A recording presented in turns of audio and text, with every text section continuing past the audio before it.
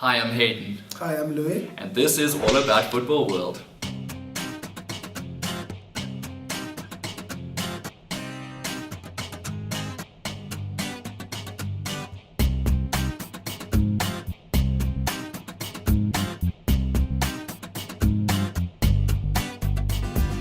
Hi guys, today we'll be talking about AS Monaco. Who is AS Monaco?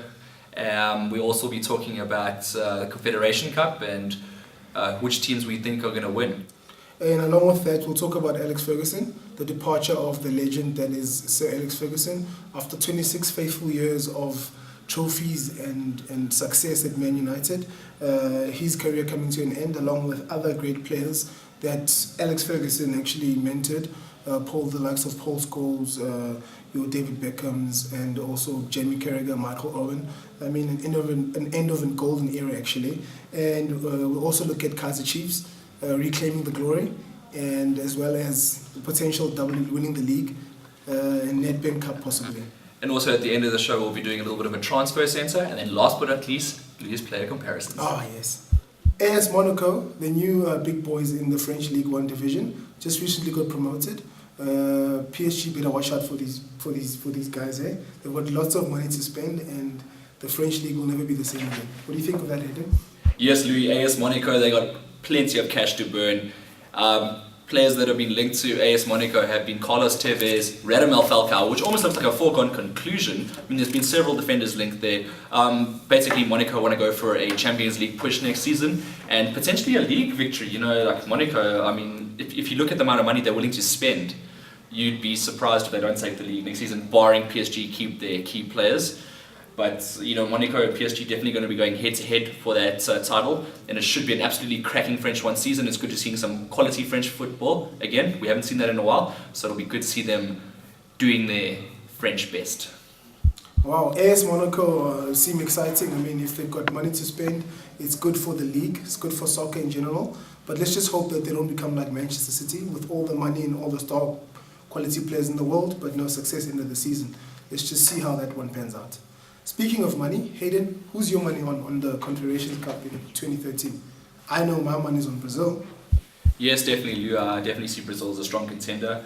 You think they're going to win, whereas I don't. At the very least, I do see them making it to the final, though.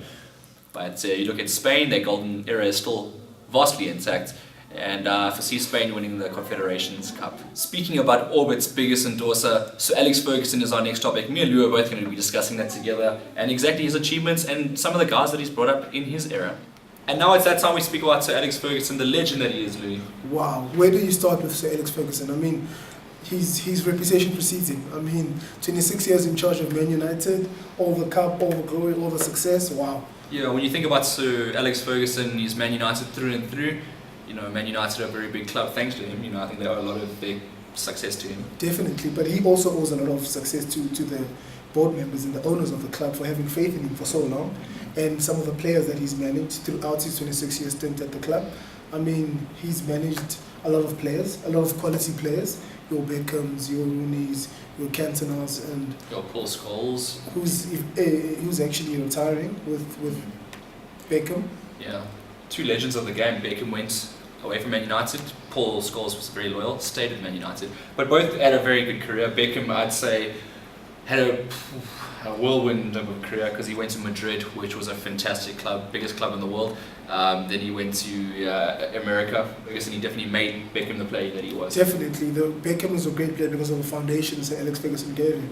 I mean, we can be here for 2 weeks speaking about Ferguson, you know. Yeah. He's conquered British football, and I salute him, definitely. We salute him. And in the local scene, Kaizer Chiefs have reclaimed the glory back. They are the new PSL Champions for 2012-2013 season. The league has been very exciting from day one. I mean, Chiefs opened up with a 6-0 win over Amazulu, and that has kind of set the tone for the entire league season for them. Definitely deserving winners of the league, and it's been a while. It's been 8 years since Chiefs won the league, so I'm sure all the Amakosi fans out there are happy, and they deserve it, and potentially a double because they're playing the Nedbank Cup this weekend, and they could run off the season in a very nice way. For sure. Yeah, first and foremost on the local scene, congratulations to Kaiser Chiefs on winning their trophy, the PSL.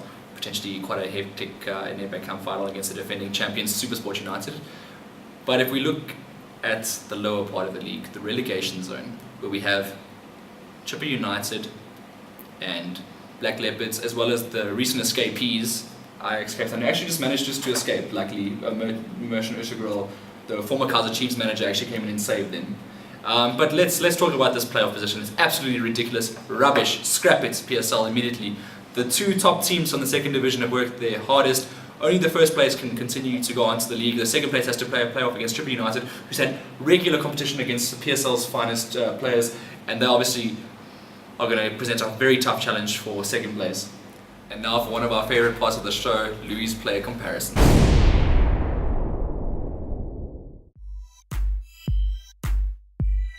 In our player comparisons today, we have left back from Everton, Leighton Bent, and against Manchester United, Patrice Evra.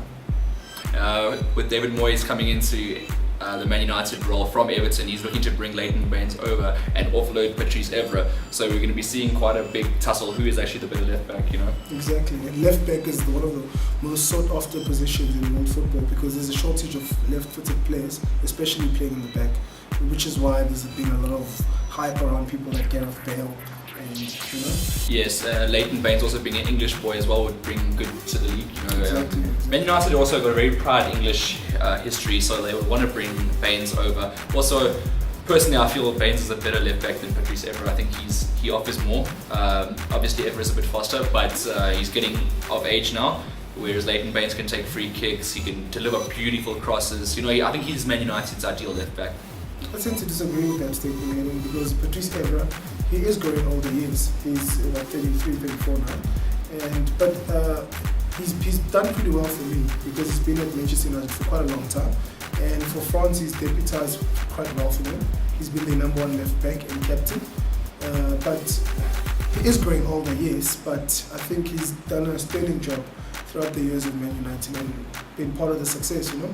You don't become a part of Ferguson's team for nothing, you know. I understand that. I just think he's past his prime, and I think at the moment Baines is in the pinnacle of his career, and he really needs to get to a top club because he doesn't deserve Everton. I'm sorry, Everton are a mid-table club.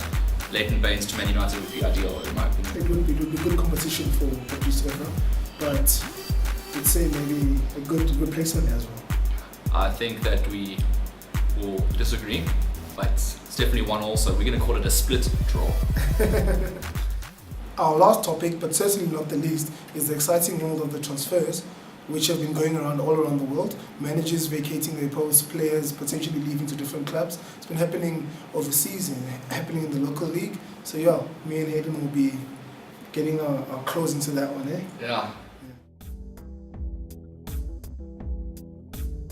Yeah, Luwi, what do you think of the potential saga with Wayne Rooney leaving Man United? Wow, I think Wayne Rooney should just stay where he is because it's hard to make an impact elsewhere. It's for English players, and for him particularly, the type of temper he has and stuff. I mean, I think he should just stay put. What about the potential switch Napoli and Man City, Dzeko and Cavani? Oh, that's exciting, eh? I think it works for Manchester City more than it works for Napoli, but yeah, potentially very exciting. And with the whole manager switch, you're seeing Ancelotti potentially going to Madrid, Mourinho back to Chelsea, Benitez to Napoli. What are your thoughts on that? And Pellegrini possibly to Man City. Man City, yeah. Yeah, but it's a very exciting. You know, we have to watch the space quite a lot. You know, but I think it's going to be very exciting. You know. Yeah, definitely with a lot of transfers like that. Oh, we were just discussing Monaco earlier, like Falcao to Monaco. Wow, that's very exciting for Monaco. Don't know for Falcao. I think he's 25, 26. Should go to a big club. You know, he doesn't need a little team. You know, he's a big player. Should Torres stay? Torres can stay. Huh? I like Torres. Torres can stay. You know, he can stay 2 more seasons at Chelsea. I'm sure because he started scoring now. I mean, he scored in the final. He's picking up. You know. Yeah. Let's give him a last chance, eh? Yeah, I think Torres did really well. Yeah. Okay, so who would you say is your Barclays Premier League Player of the Season? Without a shadow of a doubt, Gareth Bale. He has just outplayed himself. I doubt he'll ever have a season as good as this one. Wow, he's just made Tottenham Hotspur, unlucky to not make the last four to UEFA Champions League spots, but wow, he just killed it, eh? Yes. And what would you say for the La Liga player of the season? La Liga, I'd give it to Sergio Ramos, eh? I agree with you there. Although Madrid have had their fair share of problems with Mourinho leaving, and you always got to put Lionel Messi out there. Messi you have to put him there, even though he was injured, but you have to, and you can't forget Ronaldo. I mean, he's had a sterling season. Phenomenal as well. season. I mean, yeah, quite a few of them, but Sergio Ramos for me he's had the solid season. Yeah. Wow, Italian league. If you look at some of the players there, Cavani, definitely. Balotelli, his recent transfer as well. Definitely. The champions, I mean, Andrea Pirlo's had a good season. Pirlo has played really well. Of course. We're looking at the German league now. Which we both agreed that the Frenchman, Franck Ribéry. Oh, yes. That guy is amazing. The number 7 is magical. Yeah. He underperforms for France for me, but for Bayern he always brings his A game, and I mean it's the shift to domination it's caused by people like Franck Ribéry, you know, phenomenal player. And then last but not least, the PSL, the South African Soccer League.